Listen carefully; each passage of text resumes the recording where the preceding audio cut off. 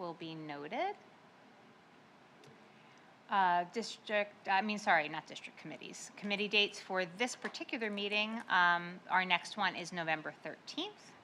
And that moves us on to section 2, which is the agenda and presentation for tonight's meeting. Thank you, Ms. White. And I'm going to move to the slide deck. And we have 5 different topics for this evening's conversation. The first 2 will be facilitated by Dr. Fuller, our high school lead principal. I'll talk a little bit about the calendar again. We'll come back to that.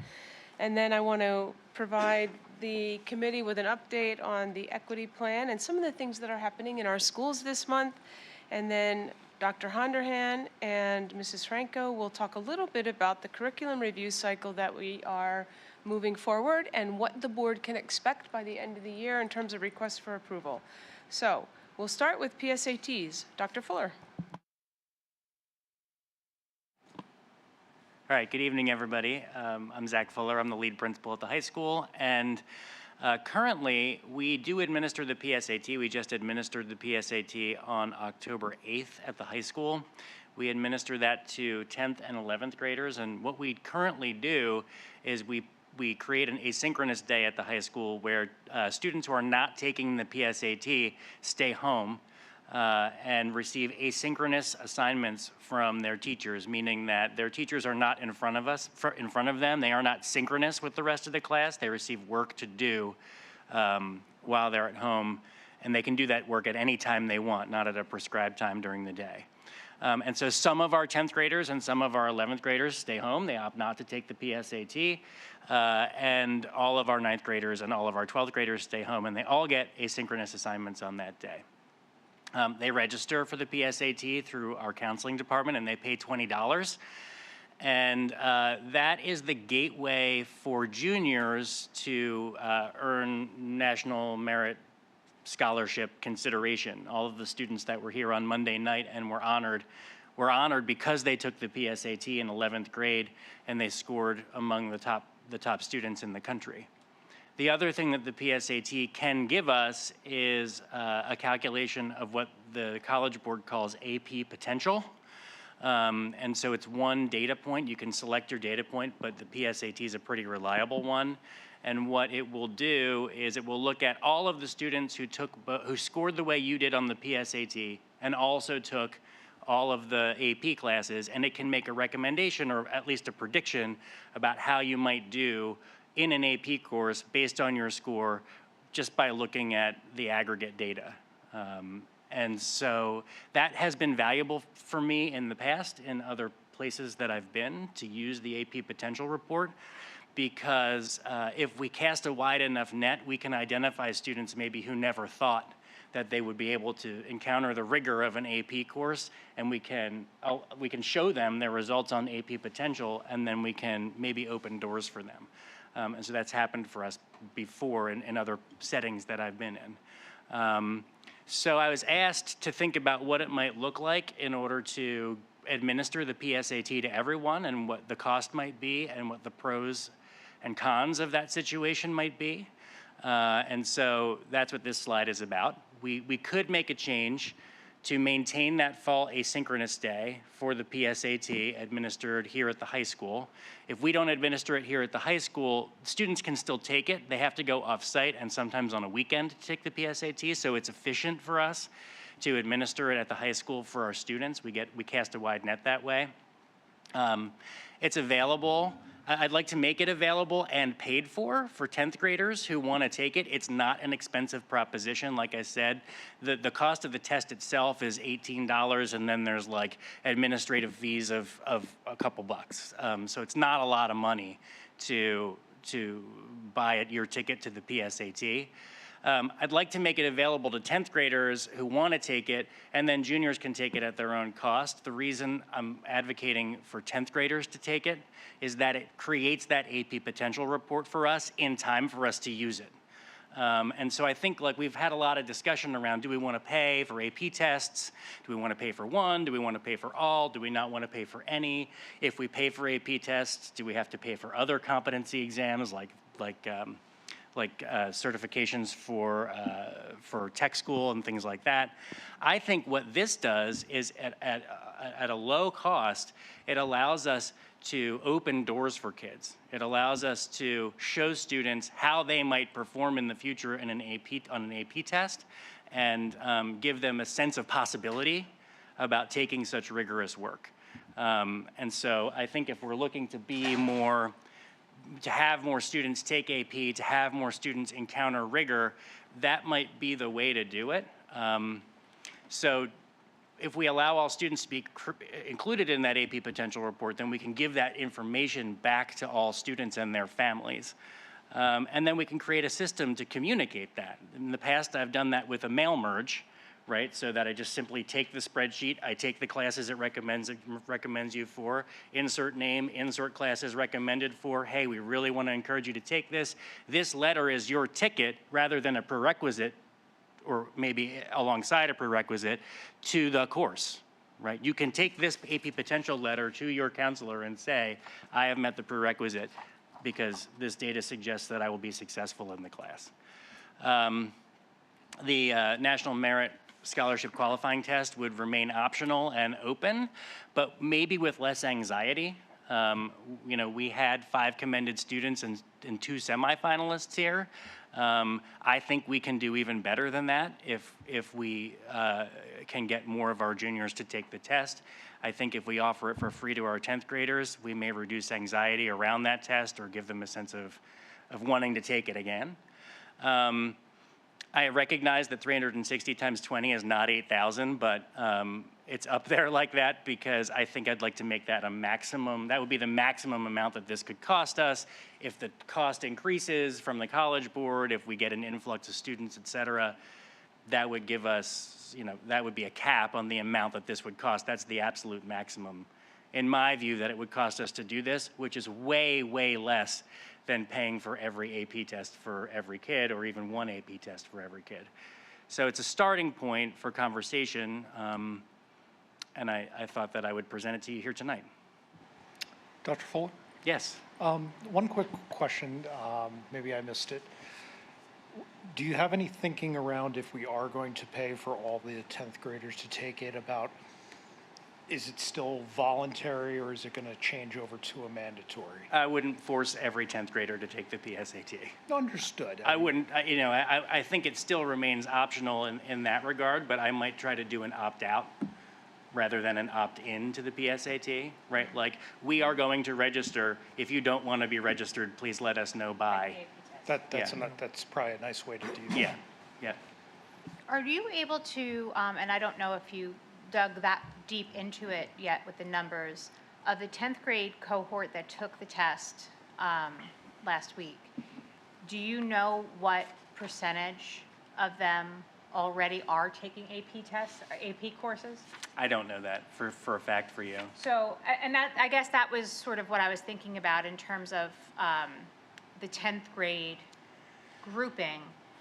It seems like those may be it's a broad assumption, maybe higher achievers, because 11th grade is really, Right. it's 10th or 11th, so they're taking it a year early in anticipation of also taking it as a junior. Right. So it seems as though maybe those students would maybe already be in AP classes. So as far as like an early, or as a screener of some sort, Right. I'm wondering how effective that would be, how many kids would really potentially get caught by the process that you're describing. So about 45% of our students take AP tests. And so, if Test or courses, though? take the test. Okay. About 45% of our students, right, in a graduating class take Right. it. So it's a little less than 200 students per graduating class. So it would be easy to figure that out. Okay. But what I'm proposing is that there may be students who don't think they can, Right. who we may be able to generate evidence that they can. Right. Right. And that's what's exciting about this for me, is that maybe students who didn't think of themselves as students that could take an AP test or could handle the rigor Okay. will be convinced by Sure. some objective data here. If it's an opt-out rather that than they an can. opt-in. Right. All right. Right. I like that answer. That we scoop them up. I like that thinking. challenge them. I like that thinking of that answer. Then I guess then my follow-up question to that would be, of the 10th grade class, how many students didn't take it. That's a good question. So. Do you know? I don't know off the top of my head. Yeah, and that, so that would be my, if Yeah. that's the purpose of that, which Right. I absolutely appreciate, I support the idea of it. I'm just curious as, and I actually don't think the cost is astronomical. It's under $10,000, Yeah, it's even not if a you lot. called it that. Right. I just am wondering of what the numbers are now, Mm-hmm. take versus not take, because it's actually Yeah. elective. I can find that out easily Okay. for you. Dr. Weston, did you have something? I'm actually thinking of the flip side of what you're saying about the AP potential report. I wasn't familiar with that aspect. I have one here I for you. looked at it on the College Board website. It looks like it is a free report, which is kind of out of character for the College Board, but, hey, we'll go with it. I just wonder, you say it could, identify kids who may not have thought of themselves as AP material, but now, showing them this and they thinking, maybe I can. I wonder about it going the other way with kids who may really, really want to take an AP course, but you've got this, this data point now that says, well, you might not get a 3 on the exam, so we don't want you to take it. Right. So in the past, when I've used this, we didn't encounter that problem because we found that there were a lot more students recommended to take the AP courses than not. Right. There were a lot more, which makes sense. It's a College Board report, right? That there were a lot more students recommended to take the test than were taking it at the time where I had been. Okay. We can look at that carefully. But the other thing is that I don't want this to be the only route to taking an AP Yeah. test, Yeah. right? That you can meet the prerequisite and take the course, or if you, for some reason, you didn't take that one course or don't have that recommendation, you do have a data point to suggest that you Okay. could. Okay, so it Right. sounds like it's not that much of a concern. I'm not very concerned about it. Okay. The other thing I was noticing, reading about the AP potential, it looks like there's at least 3 different PSAT products. It's true. Which one would the 10th graders take? Would they take the PSAT 10, or would they take the PSAT NIM Squat? So I did some research into this. I'm going to recommend that they take the same PSAT our juniors take. That would be what I would want to see them take. Right. The PSAT 10, from the research that I have done, is the same exact test almost, right? It's like almost the same exact test, but it's normed for 10th graders. So that the score you get back is against the 10th grade numbers, so it's a bit of an inflated score. Yeah. So if we're going to compare apples to apples when we go from 10th grade to 11th grade, I'd Yeah. rather have Yeah. them take the same test. No, absolutely, Yeah. absolutely, and they Yeah. should be scored on the same. Yep. Okay.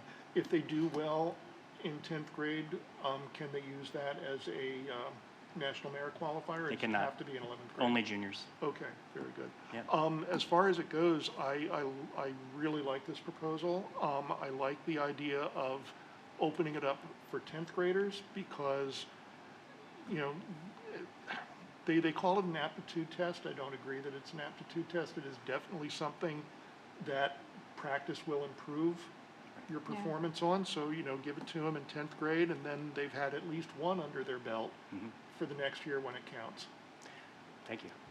If you're Mr. Brown. curious, go ahead. I'm Yeah, sorry. a couple of comments about, with the PSAT, it is an 11th grade design test. So with it being optional but paid for by the district for 10th graders, do you think that there would be a significantly different percentage of 10th graders taking it than already are? I think so. You think so? I think so, because I think if it's a passive opt-out, a passive permission, then I think if you have to do something to opt out instead of do something to opt in, I think we capture more students to take it. And that's why I asked the question about what percentage of kids took it this year. It's a fairly, Yeah. it's a decent number. It's about 100, maybe 175, 180. That'd be my guess. Yeah, so that's about 50% or so, Maybe a Little less. little less. yeah. Well, maybe a little more actually So at this point. 170, whatever the math is. The, right. the potential flip side, and this is something that we've run into in the past at different times, is when a 10th grader takes the 11th grade test and does not score in a range that they feel is comfortable, sometimes that has a tendency to frustrate them more than to encourage them. It's possible. Yeah. I think we'd have to be delicate about the communication to our students. One of the things that's related to what you're talking about is that the PSAT goes up through Algebra 2, right? And so we'd have to be clear with our students that if you haven't taken Algebra 2 yet, right, you might be at a substantial disadvantage with this test. We recommend that you still take it because it can unlock some doors for you and give you some practice, right, with what this test looks like, so that after you've taken Algebra 2, you have some experience with it. Okay. I can give you, if you're curious about what the AP Potential Report actually looks like, you're going to have to put your readers on. But I did print out, I anonymized the first page of it, and I printed it out. So instead of names, it's just numbered 1 through 66. If you want to take a look at, what it actually looks like when we print it out, it's very basic. It's students down the x-axis or the y-axis, and then courses across the x-axis. And then if there's a Y, it means recommended? yes, recommended. So very easy to read, very easy to mail merge, very easy to share with students.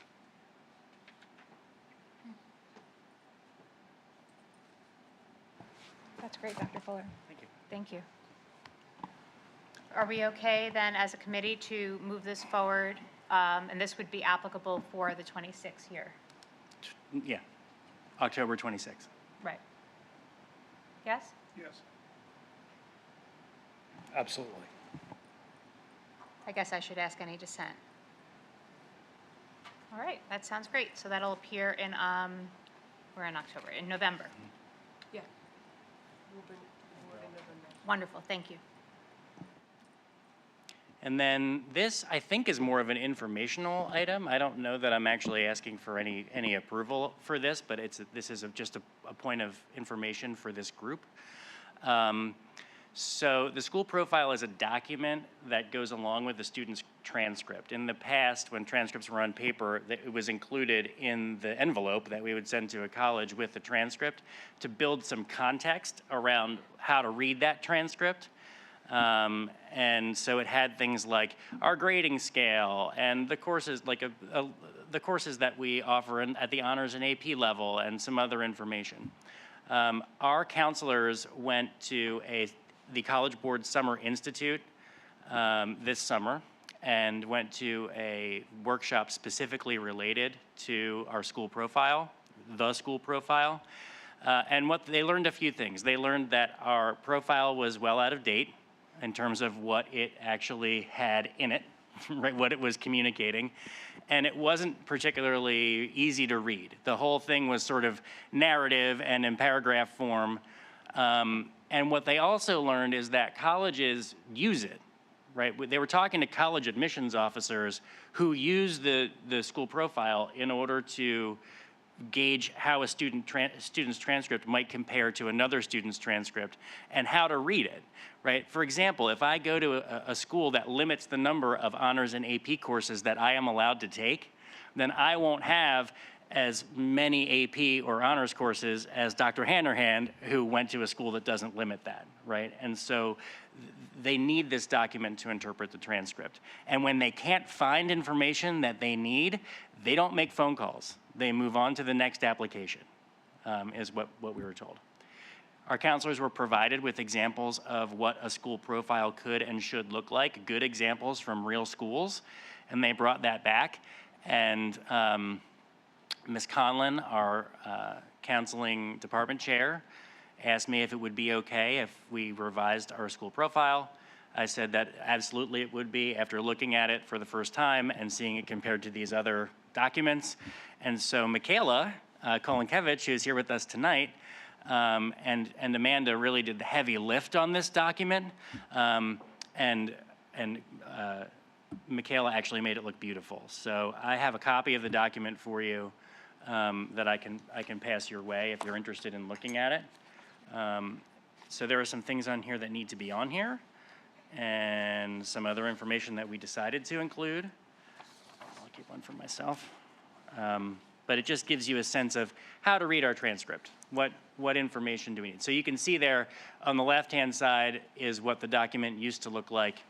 On the right-hand side is what it looks like now. On the left, say it one more time. On the left-hand side on the slide, you can see what it used to look like, and you can see what it looks like now it's in front of you. Dr. Fuller, Yes. I applaud the effort on this because this is, Looks beautiful. well, Yeah. not That's only for Michaela's the fault. look. Yeah, well, yes. Sorry, used to directing to the chair. But just as a tool for our students and hopefully, making their acceptances into other schools and colleges easier, that's just incredibly important. Right. And we've been doing a disservice to our students by not having it in this fashion. And so I applaud you all for the efforts. Thank you. This happens electronically now, so this will go along with our transcripts and school links. And so where you see it says program planning guide, that is a hyperlink that goes to our program planning guide. So if schools have questions, the information is right there at their fingertips. We plan to use this document also to make it available in our main office and counseling offices for anybody who would want to take it. And so that will turn in, for that purpose, that link will turn into a QR code so that you can scan it with your phone. So, off the cuff, trying to digest it quickly, I have just a couple questions about additions and things that I don't notice. So the first one that I didn't notice, and I didn't know if it was intentional or not, there are no dual enrollment courses noted on here. And I'm wondering if that would be applicable or a benefit to add. It could be. And I know that that's something that we've talked a lot about expanding. Right. So that was the first thought. The second thought on the back, this top 25 student college destinations, that to me is a very interesting fact, that list. If this goes to colleges that are being applied to, does that impact perception of a Perkiomen Valley student when the application's in their hands? That's sort of like a... So this was something that was included in the examples that the Oh, it College was. Board gave Okay. us. Okay. So. Like, in other words, University of Pittsburgh is listed first. So now here's this PV grad application to University of Pittsburgh. Right, Does that help or hinder? right. I don't know the answer. I don't know the answer, but it was a recommendation from the people who were telling us how to do this. Okay. And something we actually thought about, like, go ahead, Michaela, do you want to mention something?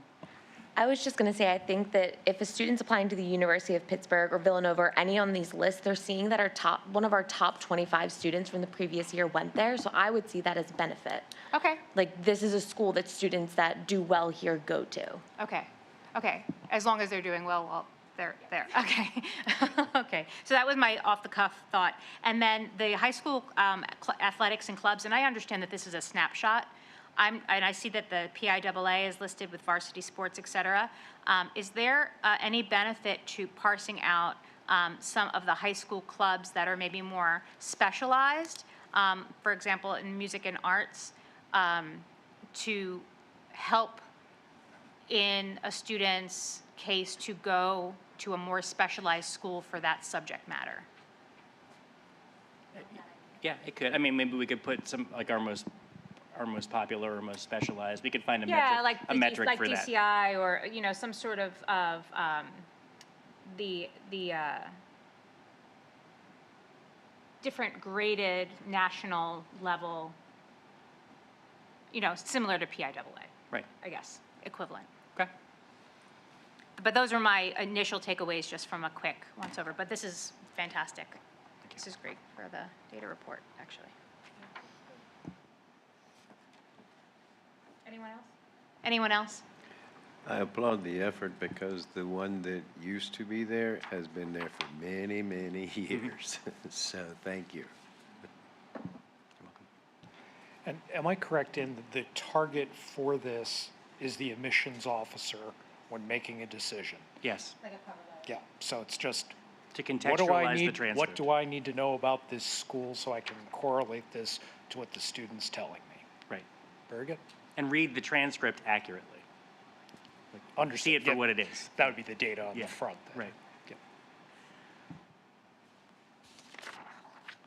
So with the merit scholarship information, like this whole AP Scholar bit here, would merit go into that, or?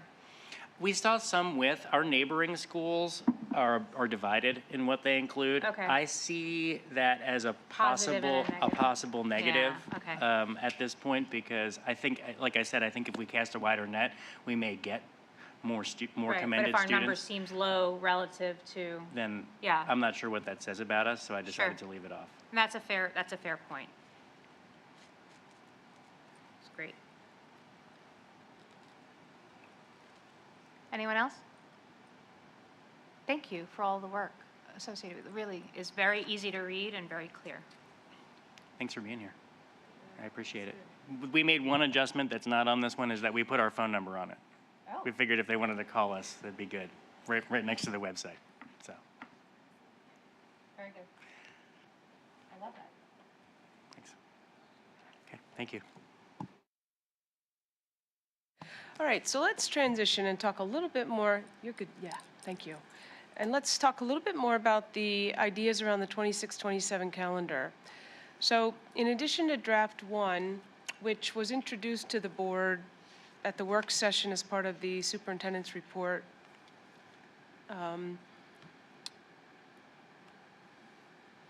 or the education updates, excuse me, we talked a little bit about adding a third Act 80 day. And then we also talked about, with that, eliminating the 3 half-days. Conversation also about whether or not we hold activities, whether or not we hold practices, they're optional, or they're canceled on holidays, also emerged during that conversation. So this is draft one. This is more of a traditional calendar for the school district, where students begin the school year the Monday before the Labor Day weekend. So that's August 31st next year. And you can see that they have the Friday and Monday around Labor Day off as holidays.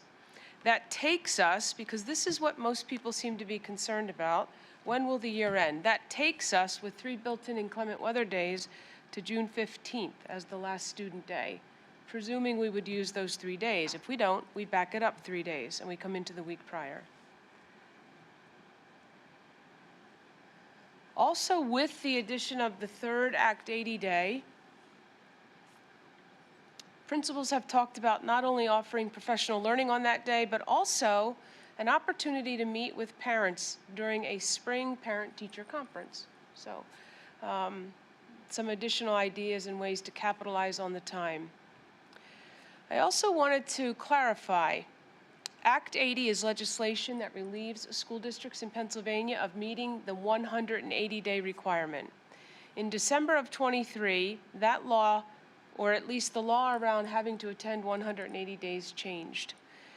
It is no longer that school districts must have students in session 180 days and meet the minimum hour requirements, 900 at the elementary, 990 at the secondary. In December of '23, the law changed, and districts can now choose. You can either meet 180 days or you can meet the hours. Regardless, when you take an Act 80 day exception, that's really what you're applying to the state for. In this case, we're applying for 3 days as exceptions. We still have to meet the hours, and we do. So just so that everyone knows, elementary students still get in over 900 hours, and secondary students are over 1,000 with this calendar. Draft 2 was developed as a result of conversation with some administrators, recognizing that, again, parents really appreciate ending the year as soon as possible in June. This represents an earlier start date. It takes us to starting the school year the week before Labor Day. So you can see here, we're moving in-service days for teachers. We've shifted those a little bit. And the 2 big in-service days where we meet as a district, we call that opening day, would be on the 24th in draft 2. The 25th is typically a building day where principals lead their staff, in the new year. And then students would come on that Wednesday the 26th, the 27th, and 28th. Just another idea to get 3 days in before that week, before the week of Labor Day. We have touched base with athletics. The schedule works. Heat acclimation begins on the 10th. A full week of camp during the week of the 17th. We do have induction scheduled then. There's a flex day for staff who did not fulfill the professional learning obligation in the summer. They have an opportunity to do that on the 20th. We have to schedule a professional day where teachers have an opportunity to set up their classrooms, but they have flexibility when they fulfill that particular obligation. Many of them come in earlier in the summer to get their rooms set up and ready to go, so that they don't need to report necessarily on the 20th or the 21st. Marching band typically starts and has 2 weeks of camp before the first teacher day. That would be the week of the 10th and the week of the 17th. It just is a different start for us and something for the committee and the board really to think about. And again, the effort is to get students in sooner to end the year sooner. Would you say that last part again? It's not a typical? This is a little bit different for us in terms of a start. Okay. The draft one that I showed is the traditional start to the school year. If you go to that first one, draft two, okay, yeah. Draft two backs up that start date for students, shifts those in-service days for our staff, but allows for athletics and marching band to do what they typically do during August to prepare for the year. We would still request 3 Act 80 days for the same purposes, eliminate the half days, build in the 3 inclement weather days. Thoughts? Go ahead, Dr. Weston. Yeah, when I was looking at this, the early start date on August 26th really kind of leaped out at me. That's the earliest we would ever have started, right? It depends on when Labor Day falls. So Labor Day is late this year. It's on the 7th of September. So we have started on August 25th, for example, but it's typically been a Monday. Yeah. Okay. I don't know how, if looking at calendar one, where those were, we are not starting, first day is until the 31st. 26th, 27th, and 28th are still days off on calendar two. Kids are in school. How does that affect athletic practices that might be going on during that time? Are football practices or soccer, are they doing 2-a-days or anything like that this would, we'd want to get that buy-in? So we did talk to Mr. Felty, we did talk to Mr. Oberholzer, and heat acclimation for football is the week of August 10th. That's 1 week. Their full-day camp is the week of the 17th, and then they would move to 1 a day in the afternoon, Okay. beginning the week of the 24th. Okay. Because even if we didn't start with students that week, we would have teachers in that week, and they're obligated during the day. Okay, So very good. we did get some feedback from both of those sets of activities that could probably work. Okay. With the elimination of the 3 half-days and then the addition of an Act 80 day, are we netting an additional half-day of instruction? I'm not sure if that's, The math of it. Yeah, I could. am I doing the math right? You're probably pretty close. It's a wash. I mean, with the 3 half-days, I don't remember the difference in the hours, but I could find it. It's pretty Okay. close. Okay. Yeah. Okay. Finally, why is July 3rd highlighted? Why is July 3rd highlighted? That's the celebration for July 4th. Yeah, but we don't have school. But The we district office is we closed. have school. Oh, So oh, okay. administration. For Right. administration, 12-month okay. employees. Yeah. Okay, That's I a got good it. question because we Yeah. often think of the calendar referencing students, but we highlighted it just because of administration working during the summer. Okay. So, Dr. Russell, comparing the Junes, you had mentioned about if we don't use the built-in 3 inclement weather days, we would back up 3 days. So in option 1, that would push to the 10th if we don't use any days. Correct. Okay, so that to me is like makes sense break point. If we look at option 2, that would push to the 7th, which is a Monday. So that the last day of school would be on a Monday. And that prevents, yes, it's the 7th, which is better than the 10th by 3 days, but then that prevents anyone that would maybe be winning time back from leaving on the 4th or the 5th, which has nothing to do scholastically. It's just more of a family planning negotiation point. So I mean, I'm wondering really what the value would be. I'm not against the earlier start. I just don't think the gain of an earlier end is really there in the way that it maybe could be just because of how the calendar falls. Like to have to come, you have a weekend, you have graduation on the 4th, right? And you have a weekend, and then everybody has to come to school on Monday. Like that's Technically, womp womp.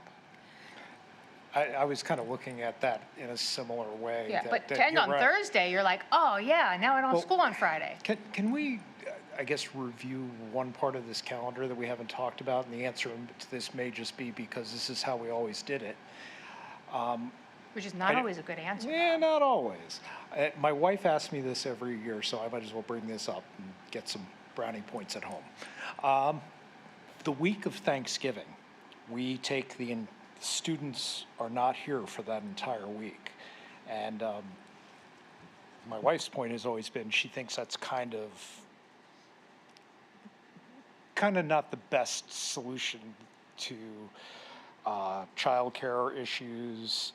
A lot of people have to work during those days. Now, I understand for some people they're going to plan and say, great, I have a week off and I know that at this point. But those 2 days, well, depending on how you look at it, like if we were to utilize, say, Monday and Tuesday as classroom days, that takes care of some of that end of the year issue. Now, I understand I know that there's other things that are scheduled for those days. It isn't like the school is boarded up, but is there any consideration or thinking or an explanation of why we have Thanksgiving the way we do? traditionally, it's really just been because we've had 2 days of conferences, and we've placed them there. There have been a few calendars years ago where conferences were held at the beginning of November, and the longer break was afforded at springtime. So that was just Wednesday, Thursday, Friday at Thanksgiving. But those 2 in-service days are part of the teacher's contract, and we are committed to schedule them at some point, and we've just traditionally done it during that week. It doesn't mean we can't shift them. The end of the marking period is closer to the beginning of November, which was the thinking some number of years ago when they were closer to the beginning of the month. So that would be a point of conversation to spread them out, get them out of that week is an idea. I don't have a pulse on how people will receive that. Other than, it has been brought up before. The one question about even if you did move those 2 days, then it would not necessarily change anything as far as the student days, because they're still in-service days. They have to be put in there somewhere.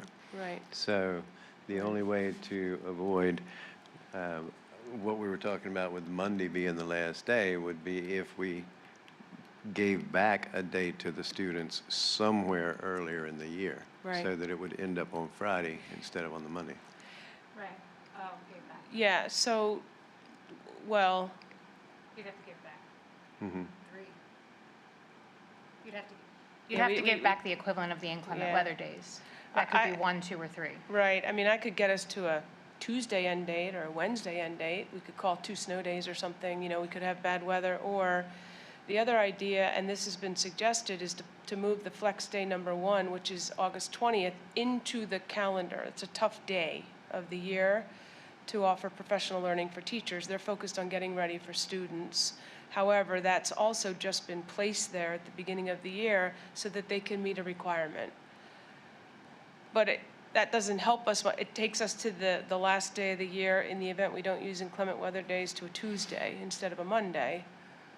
It pushes it out one more.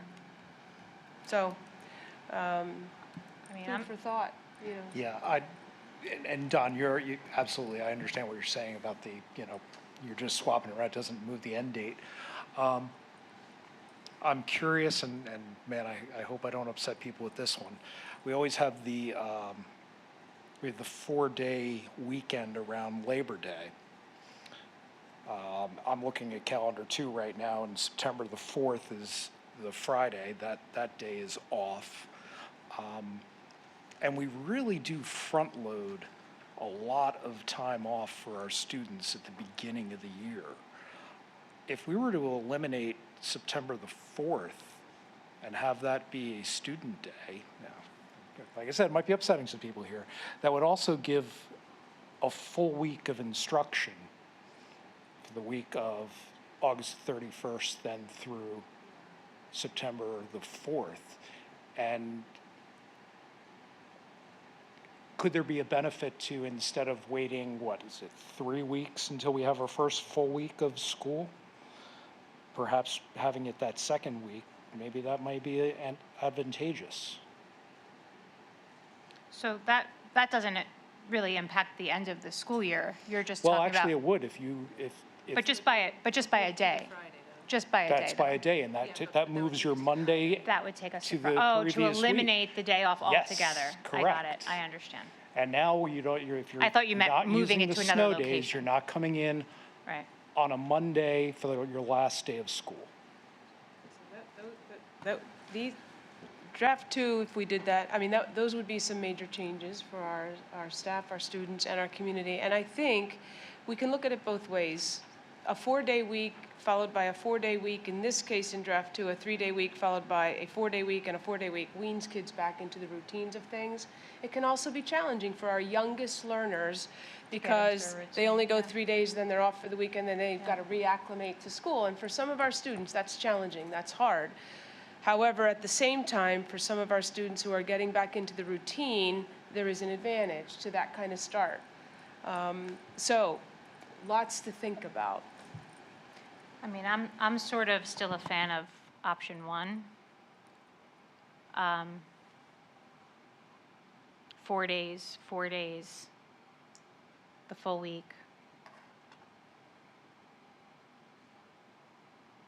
That's my opinion. I don't think that anything is really gained in option 2.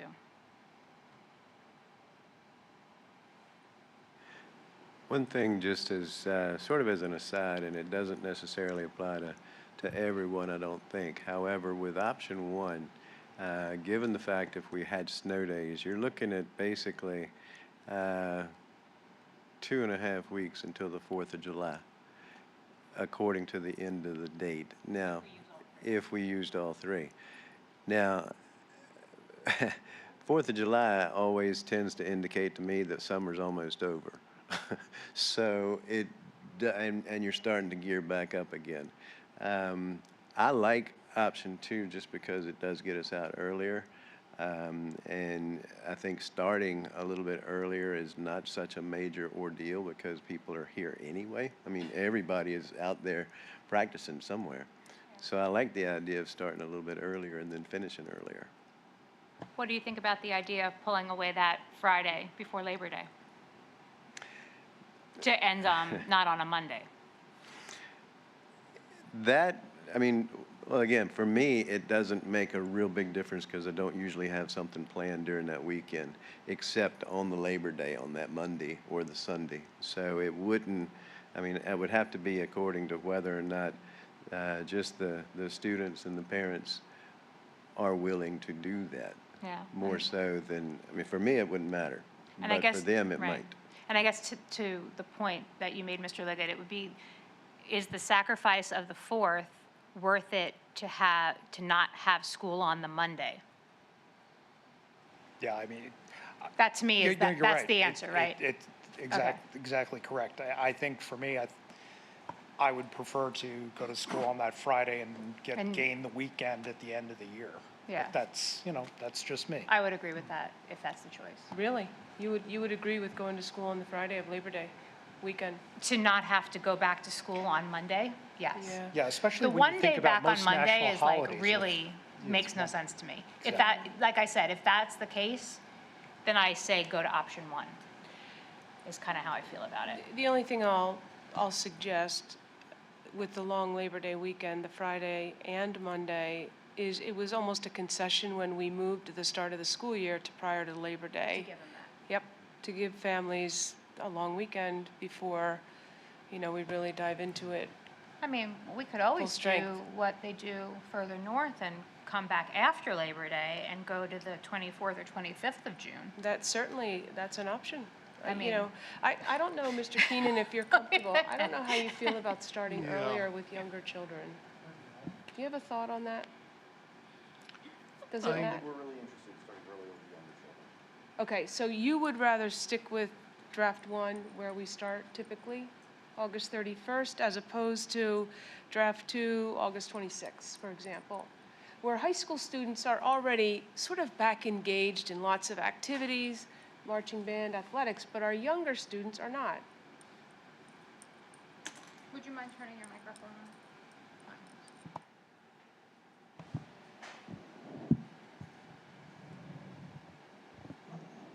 Yeah, the way that it's been has been just fine. But I don't have a preference. Personally, I think we'd be fine either way as a family. So it's not that I'm weighing in one way or another. I know, a big one, and I mean both of these, a lot of thought and effort has gone into. A big thing that lots of people talk about, and they're not heard, is making the end of the year earlier, June. So I mean that's, as Bob said, I mean that's something that everybody wants. That a lot of people want more focus brought on. The start of the school year is sort of not as significant. I, in passing, have the same thought as Bob, just with all of the, especially this year. I think it was this way, but there were just week after week of partial weeks, and that seemed to go on for a long time. And so I don't think it's a problem, but one of those days, I don't think it's unreasonable to move to the end of the year. So I'm just speaking on that. But again, I don't have any plan to propose. Like, I'm not proposing that happen. But I know over the years, year after year after year, and before I was on the board, everybody's like, oh, I wish the year were shorter. I wish we ended sooner. That's all. And anyway, so I speak just weighing in on trying to find an extra day to shorten the year. But I don't have an opinion either. Probably, I'm guessing it's a lot of issues with the staff wanting partial weeks the first few weeks of school. I don't know exactly why, but I think we have such a good district. Our students will, be over it. We'll achieve no matter what schedule we put on them at the beginning of the year. So anyway, I don't have any more than that. I do Appreciate agree it. with Mr. Keenan. There's a lot of times when you have people that'll talk about our schedule versus schedules in surrounding districts, and they Yeah. always seem to say, well, it seems like we start earlier and we finish later. How is that? And so, yeah, there has been a lot of comments of people that would like to see the year finished earlier. And that's not that early when you look at it. No. And that's what I hear more often. I hear we're divided on whether or not we start before Labor Day or after Labor Day. 100% of us according to survey data that we've gathered in the past, want to finish as early as possible in June.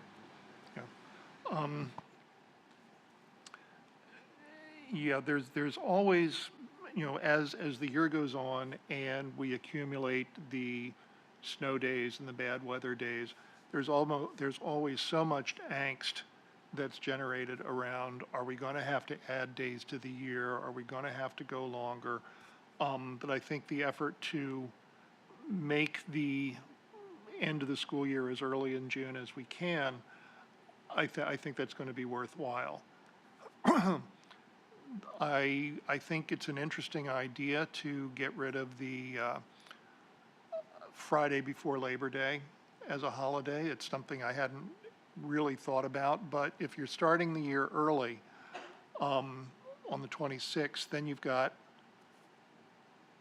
that partial week, and then you've got a full week of instruction leading up to the Labor Day weekend, that if you're off on Friday, you're cutting it short. It feels like you're breaking up some momentum that could be being generated. When you're starting on the 31st, you've got that 4 days.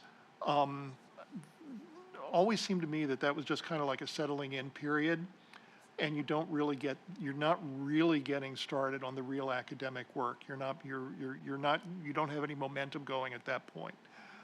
If you're starting as early as the 26th, then yeah, you've really started into work, and you can lose that momentum if you're taking off on Friday.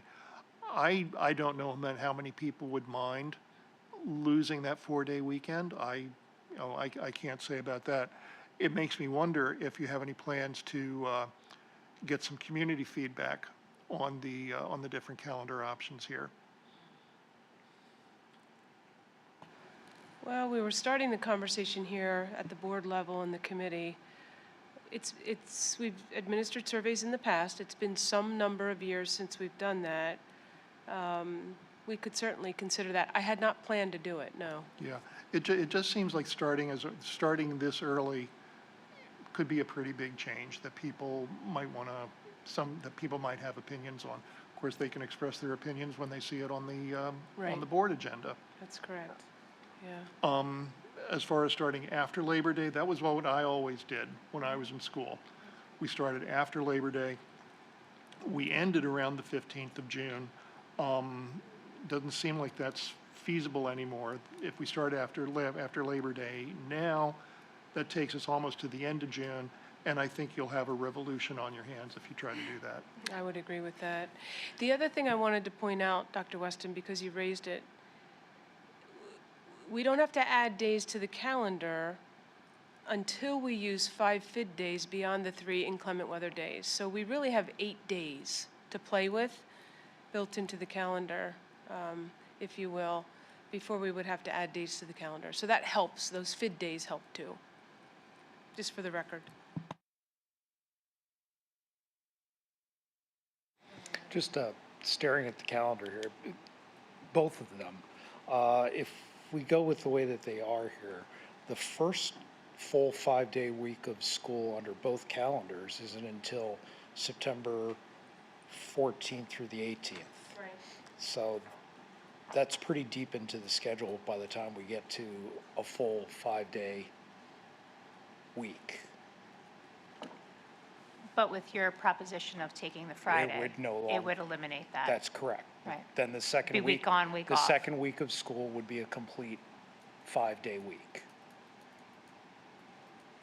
I don't, just from my own personal, how I would work, I would prefer that jumping in a bit it just always seems very choppy in the beginning of the year. It's like, oh, another holiday, another holiday, and Well, the I think- holidays fall that way, right? No, So no, I I think get that that. that's part of it rather I than get that, but preference. and that right. Friday before the Labor Day, that's kind of like That's the our gift. made-up holiday. That's the gift one, So, right? yeah. Right.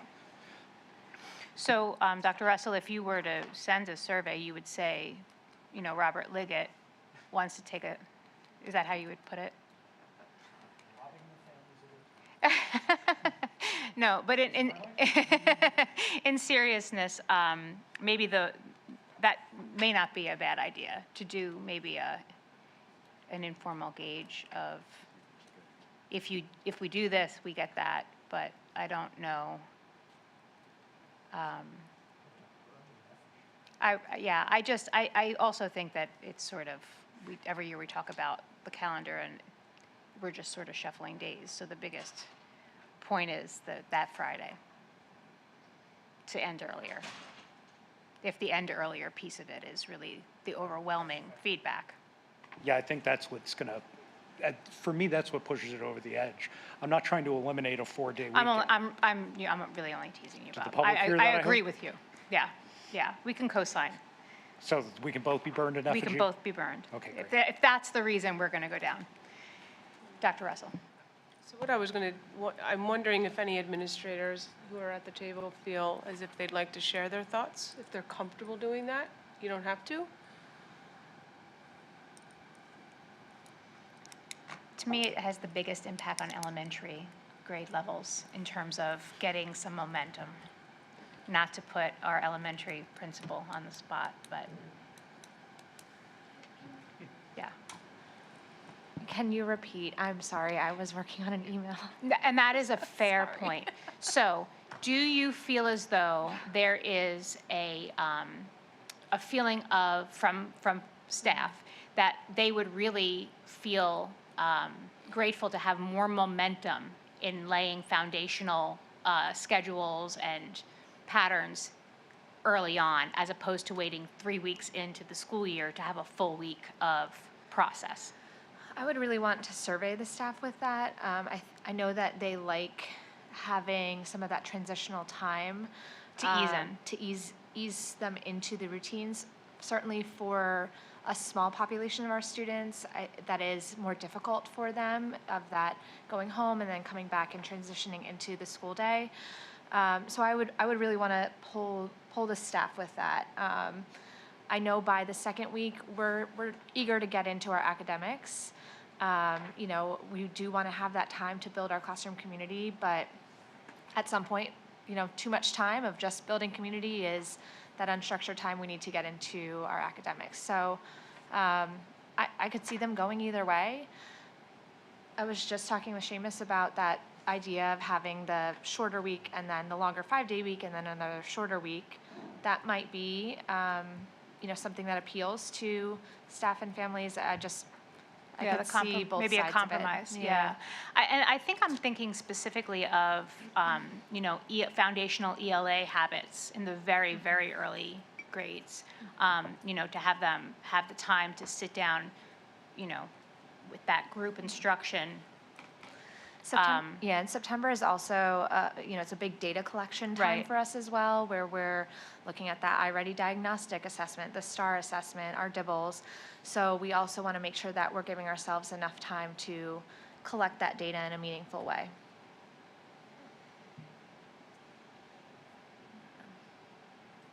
Good conversation. Yeah. No, I don't think so. But maybe between now and maybe start with staff instructionally, or I don't, what do you think next steps? What's your recommendation? So I did introduce this to our Teachers Association. I have another conversation scheduled next week. We meet monthly, but planted some seeds here. Maybe what we can do is survey our parents to see and really inquire about starting on the 26th versus the 31st and shifting that Labor Day holiday in the way that looks, adding the third Act 80 day, eliminating the half days, although with all due respect, I'd rather not give that choice to families. That's a recommendation on the part of administration. I don't know that we want to change that, as long as the board can agree to that, because we believe that full day is more meaningful. And again, my experience, parents struggle with the half days sometimes. Other than that, the calendar is pretty straightforward and very similar to the calendar of the past. So we could ask those questions and get some feedback, and I can bring that back to the board. And in the meantime, I'll talk with the association next week. Yeah. All right. Did you want to have conversation, Dr. Russell, I'm sorry, about the tact that we take with regards to days off? Yeah, for practices, you Yes. mean? Yeah. What I was leaning towards, and Dr. Fuller shared some policy that Upper Merion actually has, along with an admin reg, and I did ask superintendents about it today in a county meeting. There are several school districts in Montgomery County who do not hold practices on Yom Kippur or Rosh Hashanah. They're not in the pack, though, so we don't interface with them. So it looks a little different from some of the data that we've reviewed with Mr. Felty. But Upper Merion has a policy and they have an administrative reg. I'd like to read through that and consider it. In the short term, what I'm suggesting is if the district is shut down completely, like it is, for example, on Thanksgiving Day, on Christmas Day, on New Year's Day, that everything else would be shut down. I think that was a reasonable criterion. In other cases where schools are closed but offices are open, if we all agree, we leave the practices as optional, contests are canceled. And we've specified some of those holidays where within the pack, they've agreed to that. So Rosh Hashanah, I don't know that they canceled the contests. Yom Kippur, they did. So we'd have to sort of sort through that a little bit further. But in general, I appreciate the criterion that if the district is shut down, everything is shut down. Does anyone have any feedback or reaction to that?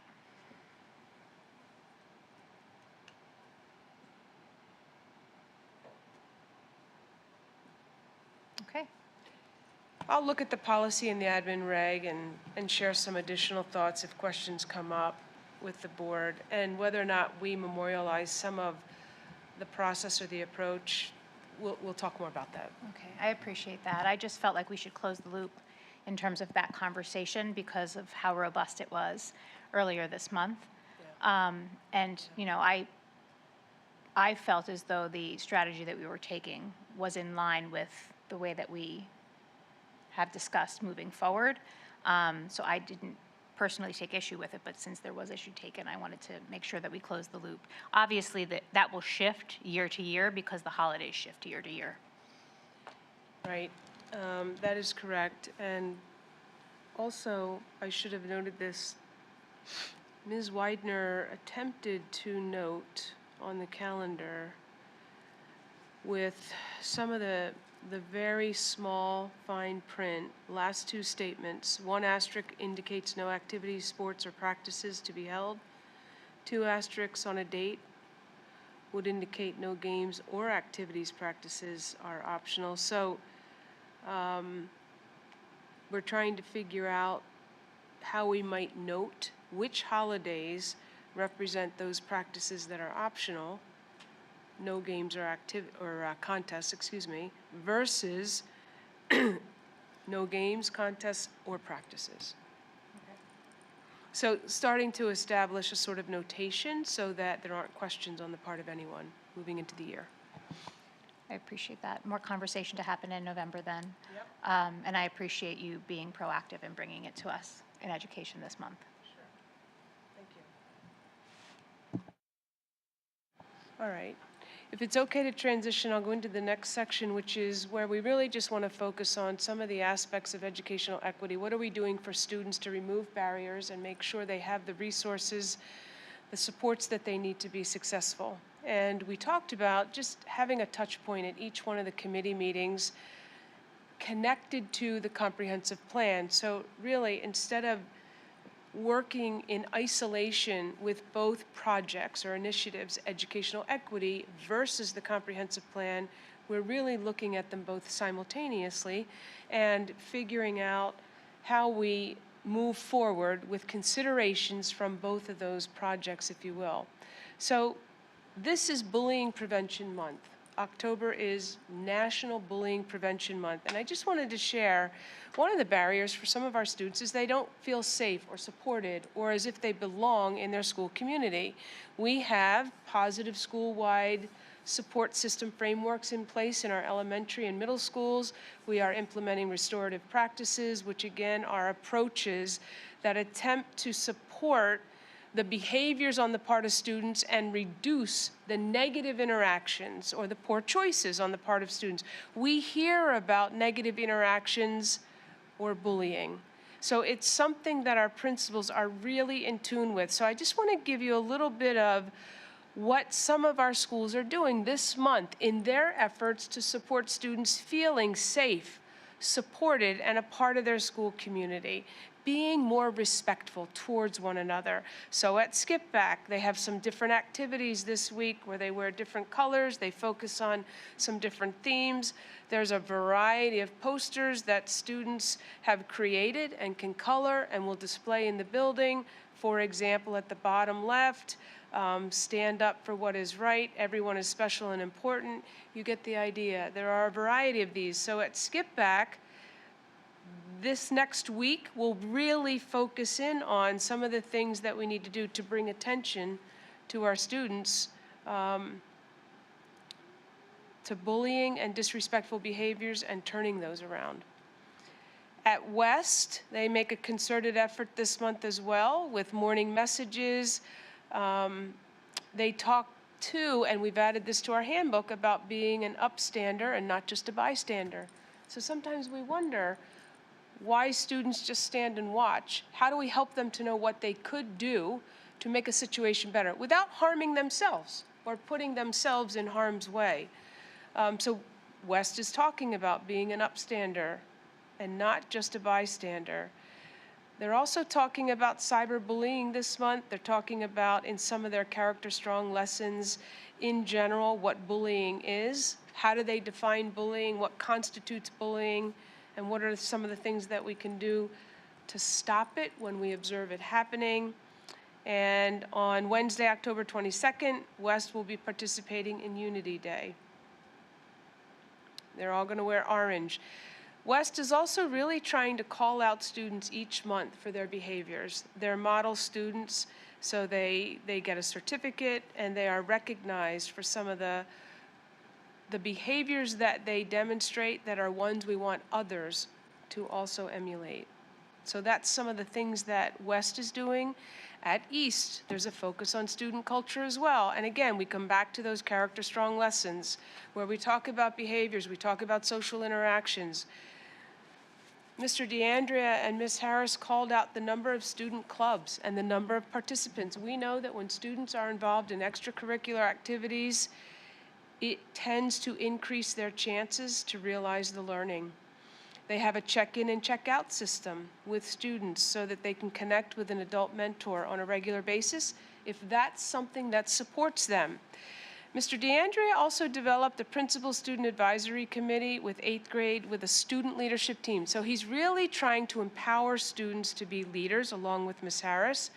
And they'll meet the administration with these students to hear their voices and then consider how do they turn some of what students are offering into action steps. And again, focusing on bullying prevention. What does that mean for our students at the middle level? And at the high school, we have all sorts of different groups and organizations that work to really support a positive school culture for students. Viking Buddies, we see some pictures here of our Viking Buddies. They just participated in the homecoming dance. We have our Unity Night, Friday night at the football game, where diversity among our student body is really recognized and it's showcased. And the idea that we all try and understand differences a little bit better and respect them is really the focus, is the emphasis. But the high school also has Big Brothers, Big Sisters, where we have high school students that come into our elementary schools, and they work with students who struggle in making friends or struggle socially. And these older students mentor these younger students and engage with them. Key Club does a lot of volunteering. They do a lot of good things for others. Link Crew is a group of high school leaders in 11th and 12th grade that supports incoming 9th graders and attempts to maintain that support over the course of the year so that those 9th graders coming up to the high school have a go-to person, have people that they know. Dr. Fuller and team started Viking Zone this year, and that too is an effort to support students. Restorative practices are being implemented. This is the second semester of a youth aid panel that's up and running. They've already seen some improvements in the data around suspension and detentions with their students. Advitam is a new club where I've got your back. Dr. Fuller can help me with that a little bit more. VEDM is specifically, it targets mental health, it's suicide prevention, and it's our students working to support the mental health of our building and our students in an effort to bring awareness to suicide prevention, the suicide prevention hotline, suicide prevention techniques, and getting help for kids who struggle. Thank you. And in general, there continues to be a greater focus on student voice. Dr. Fuller meets with students, I meet with students, middle school administration meets with students. In classes, our teachers are attempting to afford students greater voice and choice, to empower them so that they feel comfortable and that they are hopefully in a position to be more successful. So some of the things that are happening in our schools, particularly this month as connected to bullying prevention, showcasing some of the good work. All right, our last agenda item is the curriculum review cycle. So let's just talk very briefly. We have 2 slides here that outline some of the curricular areas that are being reviewed and will come before the board, most likely before the end of the year. So I'll turn it over to Dr. Honderhan and Mrs. Franco. Thank you and good evening. We just wanted to give you an update on various courses that are being reviewed this year, potential pilots that we might ask for approval for, as well as curriculum documents and resources that we may be asking for approval in the spring. Can you all hear me? Yep. Thought it was on, but okay. Anyway, just to talk about some of the STEM subjects first. If you remember earlier this month, we talked about the STEEL standards and the requirement to incorporate them into our curriculum. So we have been meeting with middle school teams currently, and we'll be meeting with elementary teams soon too, just to get the curriculum document STEELs aligned. We'll be looking in the spring to pilot some resources as well. That's the plan. And so we would like to present with you later on what those resources would be. Explorations kind of falls right in line with that. That is an elementary special right now, but they incorporate the technology and engineering standards of STEELs. And so we'll be working with teams of the exploration teachers at each of the elementary schools to incorporate them. Health and PE, we would like to do an update with that as well, just to make sure that the topics that we're teaching are applicable to students today. There's an ever-changing world out there, and we just want to make sure that we are up to date with that as well. For the elementary level anyway, they are looking to possibly update the resources that they're currently using, and so I'd like to present to the board some possibilities in the spring too. For elementary English language arts, we are beginning the curriculum review as well as resource review process for implementation in the fall of '27. So we're a little ahead because it's a big task and very important work. I might be asking, the target for piloting new resources would be next fall. So I might be asking for approval in the spring for those pilot resources, to pilot the resources. Our middle school English language arts was approved in this past spring, so we are implementing now. Today we had an HMH. HMH is the publisher of the resource. We had a coach come and visit classrooms today at Middle School East and Middle School West, along with a leadership team of coaches and principals. We visited classrooms in 6th, 7th, and 8th grade, and the coach had amazing things to say about what our teachers are doing and the risks that they're taking to try new things and to implement the resource and new curriculum. I have a couple questions on elementary and middle. Yeah. If you don't mind. So for the pilot resources, both for the health curriculum at elementary and middle, and then the ELA, I guess we'll start with the health and PE curriculums. So with regard to the pilot, it would be a spring pilot? That's what we're currently looking, so we're just starting, we're in the preliminary stages of actually meeting with the team to discuss these issues. But the latest would be, the spring is what Okay. we're anticipating. And would there be for then implementation and recommendation and then implementation in the 26, 27 school year? Correct, Okay, so it would be a pilot for this spring for implementation in the fall? yes. Okay, and then conversely, not conversely, but on the, for the ELA, that would be pilot in the fall. Would that be a full year pilot then for implementation the following year? Or what would the duration of the pilots be? I guess The duration of the pilot for elementary ELA is yet to be determined. okay, It's going to depend on how many resources that the team will want to pilot. But a full year pilot is not out of the question. okay. And is that in consideration of wanting something different than they currently have then? Perhaps. What they currently have into reading from HMH is an older version. Yeah.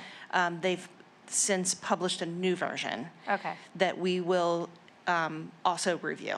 okay. So then the intention would not be just to receive the new version, it would be to maybe open the net wider and explore other Yes. options before committing to the new version? Yes, right now, we have about 8 different resources.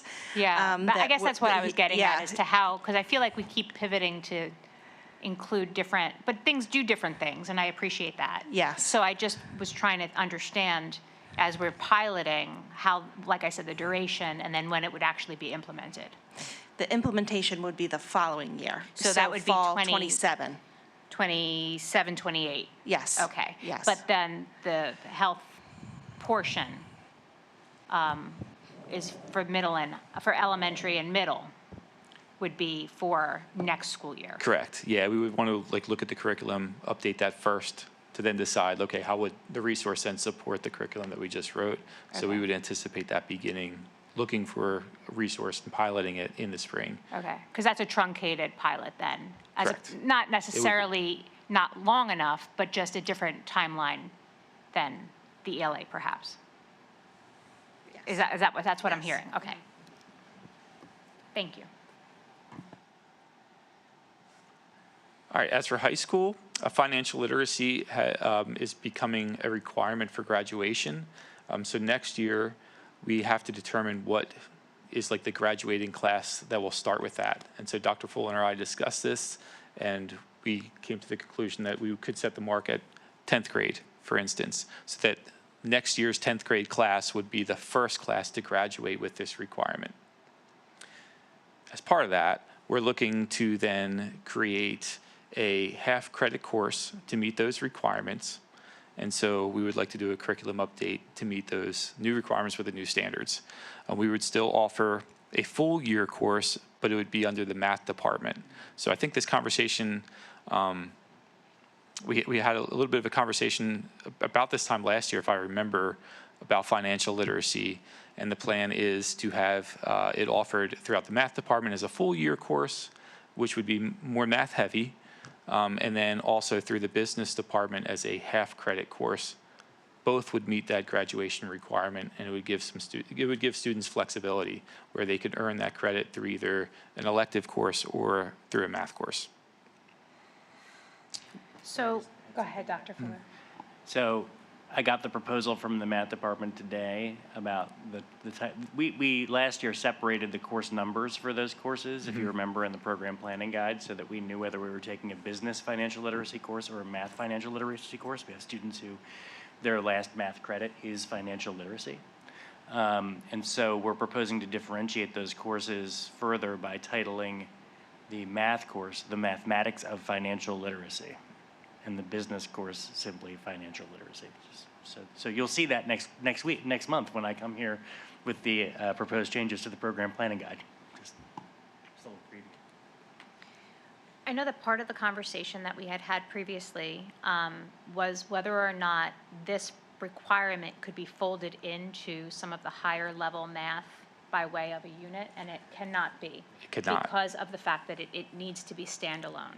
So for students that can handle this content in an expedient manner, will there be proactive conversations and an option given for them to take it perhaps over the summer? Both Montgomery County Community College and NMTCC have reached out to me with those options to accommodate, to be able to accommodate the situations you're talking about and more.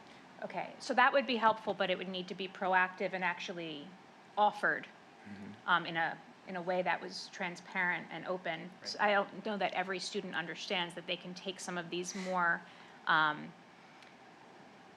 these lighter lift for some courses over the summer to free up their schedules for other content during the school year. I'm certain they don't understand that. They and definitely don't. I'm Health being happy to one. be transparent about that. Health being one, financial literacy being one, any of these other like little piecemeal graduation requirements, they could be very easily accomplished by a whole portion of our students to free up time. Yeah, so that to me is a frustrating piece of this. So although I think the work is important for those that need this option as a math class, for those that don't need this option as a math class, they need another pathway. So that's just more for the record. Yeah, and the 0.5 credit accomplishes that for many.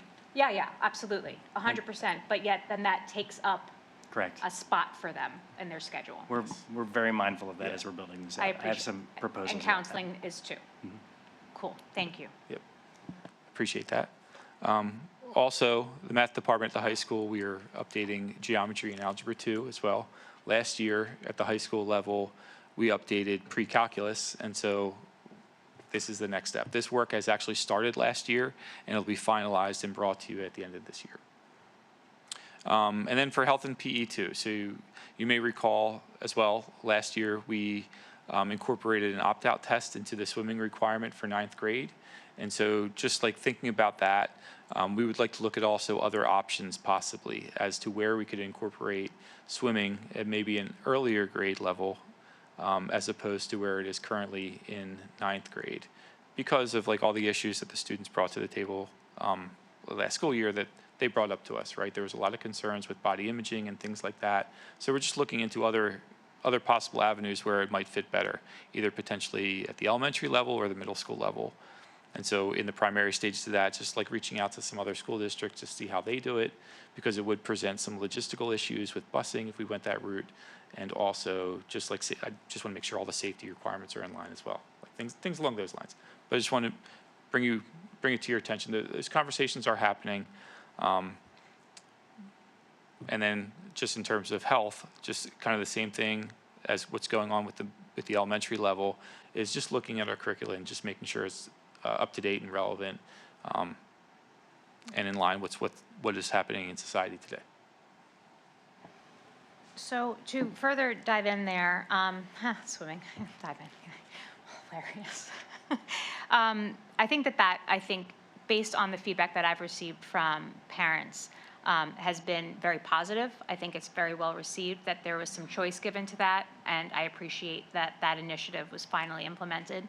I'm wondering if the conversation around PE curriculum has allowed for any discussion of options beyond the general units that are just the way they've always been, to allow for more choice in terms of non-competitive sports, non-traditional for a school setting, athletic activity, or healthful activity, I guess I should say, yoga classes, maybe like a Zumba class, things that are maybe not a unit of soccer, a unit of tennis, a unit of football, that type of environment to allow for fulfillment of the graduation requirement, but maybe that would be more appropriate for a sect of students that maybe don't feel as comfortable in certain scenarios. Yeah, I think that would certainly be a part of the conversations that we have with the team, is just, again, to make sure that all of our program is relevant, rigorous, but then also like based upon students' interests too, all those things. And would that be inclusive of through like a everyone. student panel, through voice, or would that just be basically through? We haven't crossed that bridge yet. Okay. But yeah, the first step is we're just bringing the team together to have these preliminary conversations, and then we'll see what the next steps would be. Okay, and is there a timeline associated with that?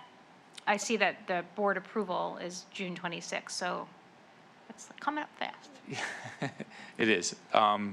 With the whole swimming thing, we're just looking right now. That is like, Well, Just- that's a pin in that, just because plain and that's see- done. I yeah. just mean about the overall. yeah, just the overall things. No current timeline right now. But as work went out, I could certainly update you with that. That would be helpful. Mm-hmm. Does anyone have anything else on the curricula for any of the high school pieces that were discussed so far? Okay.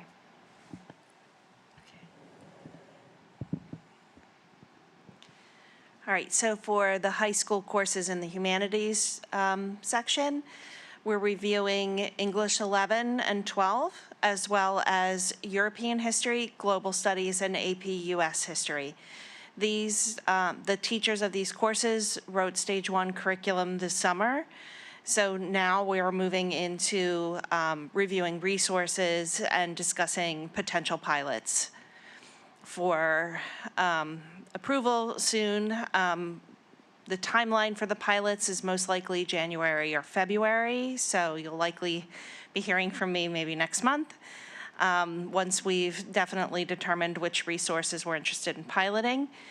And then I'd be looking for approval May, June, for the curriculum guides as well as the resources.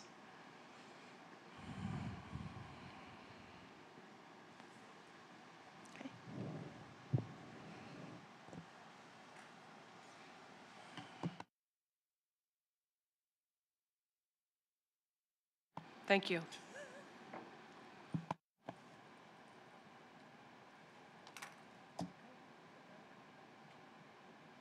Does anyone have anything else? Committee meeting notes? I just wanted to mention something that came up totally outside the meeting, but Yeah. something for our administration, and I'll just keep it real short. And I don't know that it's everybody's worst fear, or if it's anybody's fear at all. But and it's not something that I witnessed personally, or I want to build it up bigger than it is, but it is big. And we've talked about it multiple times over the years. But just to mention and bring to the forefront, and not that it'll come to the forefront every education meeting. I don't know if it needs to, or if it needs to be like looked at once a period, once a year, something like that. But seeing and noticing, and hopefully it's not a thing, but AI coming into the schools, and I think it'll sneak in. We talked as a board, I think, and talked about AI being plagiarism, and so I think that's what AI is. I think it's plagiarism, and it would seem to me that the better the school, the more the school teaches the kids to stand on their own 2 feet and their own merits. And then later they can use tools to craft things for their craft or for their art. Whether it be English, whether it be art, you use a computer, you use ChatGPT to generate an image, and are you the artist? I don't think so. And anyway, so what I'm seeing is teachers encouraging AI in the classroom, and that's very disheartening. And not just disheartening, but I might think that's wrong.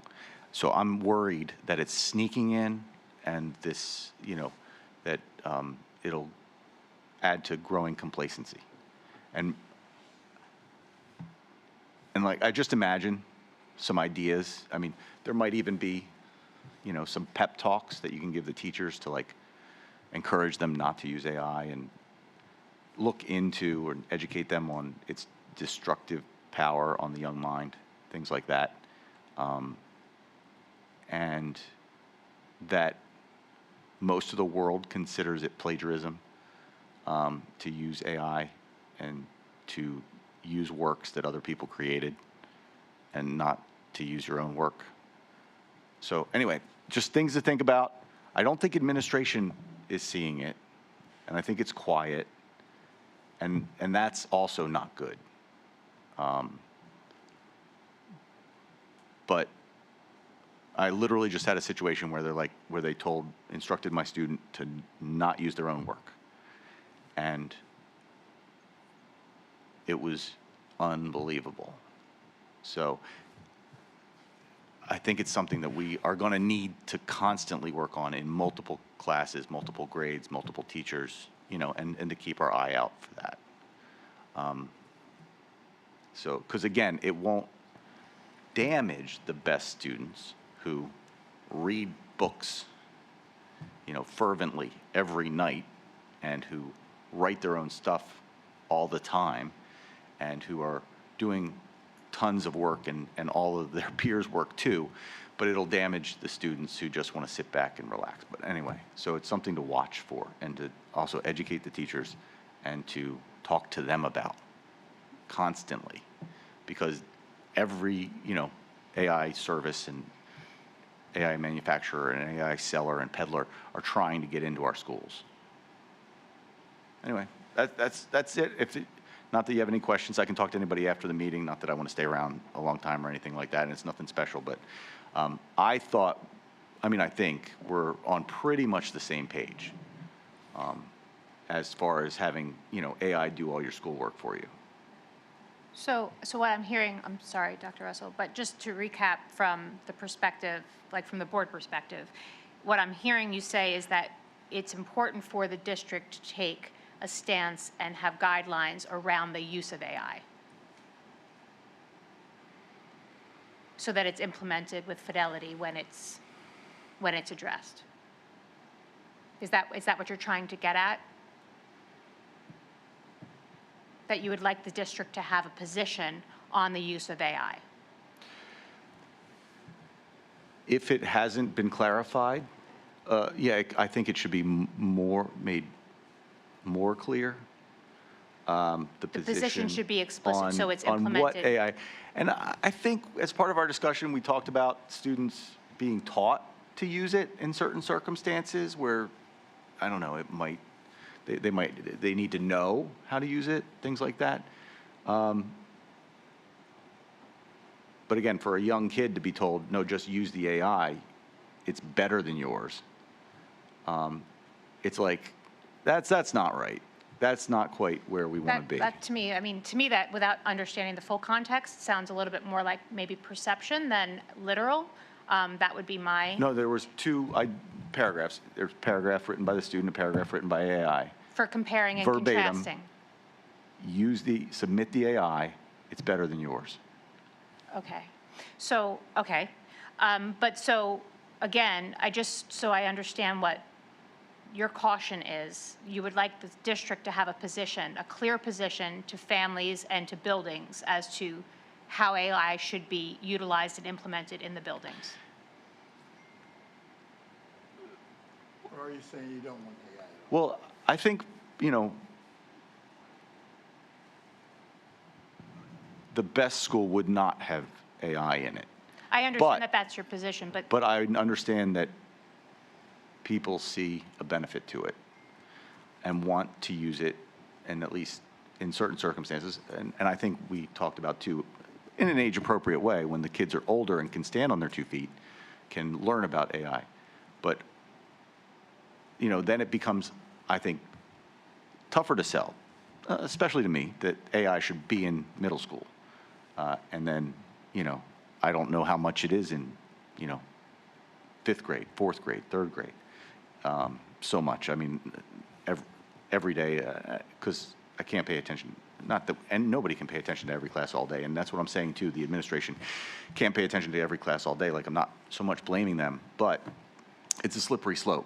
And I want us to be vigilant about having it slip into our schools and reduce the performance of our students and their ability to achieve. So, yeah, it's AI, and it's not like I'm trying to make, again, a big thing about it, or like have a dog whistle, or like, oh, I told you so. But that's exactly what I don't want to see. I mean, and I'm talking on both as a board, on the board, and as a parent. Yeah, and I don't know why that is. I mean, I can tell you more. Like, you know, AI, you have AI, and it writes something, And you, if you're an artist and an artist, let's say with words, and you're talking about a written paragraph, you might like your paragraph. My paragraph's written the way I wanted it. I wanted it to highlight certain things and be written that way because that's how I wanted it written. And then you have AI, doing some generic thing and turning out something. And it may be right or may not be right, again, because AI doesn't care about the truth. But it will, if it's prettier and softer and flows better and reads with like a better cadence than what you've written, to have the teacher suggest that be submitted as the finished result of your written word is not appropriate to me. So, In the instance that you're citing. what's that? In the instance that you're citing. Yeah.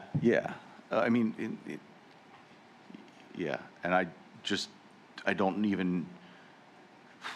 I mean, and maybe there's a little bit more context. I mean, I can imagine, like what you're having these kids prepare the AI because the teacher can't, have the time to go through everybody's paragraph and make a better paragraph and have them compare and contrast what somebody else's work would be to your work.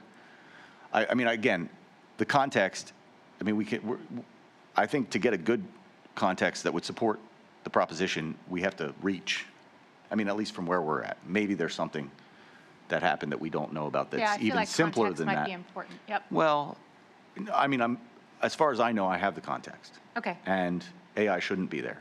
And it was inappropriate. And I think it's a bigger problem than just one student on one day in one class on one project. Right. I guess that's why I say that the ask is really to have a district position on its use. That's what I'm hearing.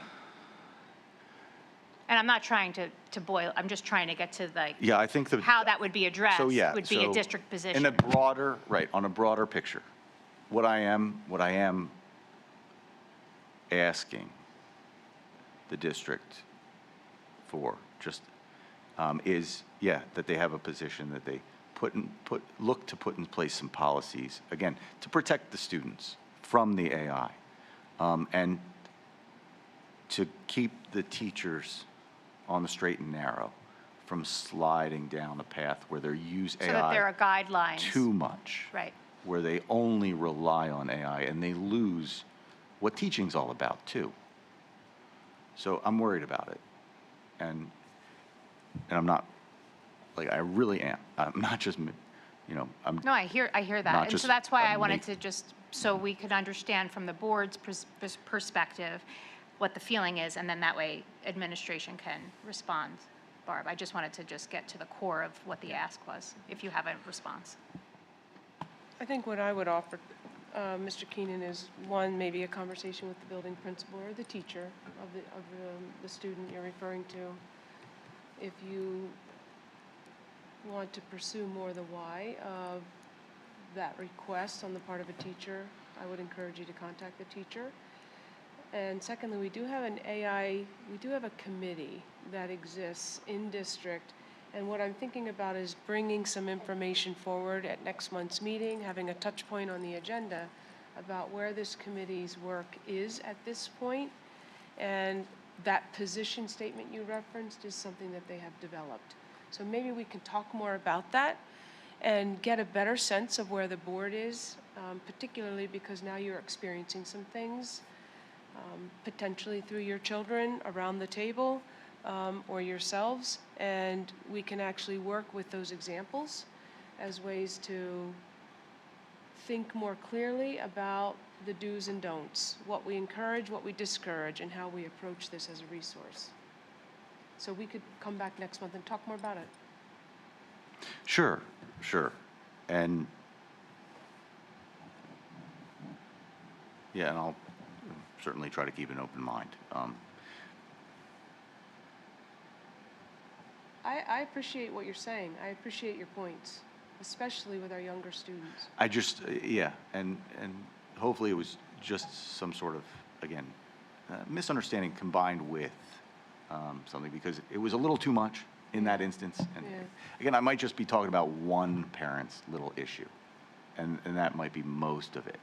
But it was, yeah, I don't think the student should be instructed, the problem was instructed to use the AI to submit. I mean, that's sort of like was a red flag. It's like, whoa, what's that? I mean, I would have been almost fine with her using the AI to work off of and improve her work and Right. things like that. Right. You know, and that's what you don't want to plagiarize, right? But you have to read somebody's work and then use Right. it as your own or something like that. But That's right. but that wasn't it. Okay. So it was like, no, something got lost in between the teacher knowing how to have the students use the AI in that circumstance. Right. Like it was not on Okay. point. Gotcha. And yeah, I don't want to call, I'll, again, try not to call anybody out, and I'm not calling anybody out, so I haven't understand. mentioned anything. But I don't want to cause anybody difficulty, but I think it's a bigger problem, you know, Yeah. for those teachers to know too. And a lot of those teachers probably relied on AI, you know,